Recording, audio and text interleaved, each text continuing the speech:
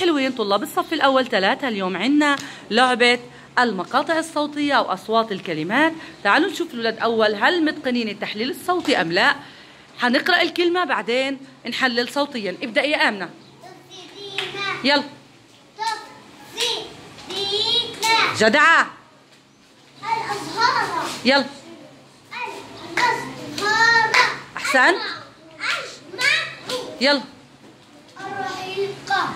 الرحيقة. جدعة يا سلمى. يلا. ريهم. يلا. ممتاز. العسى. لا كويس ممتاز.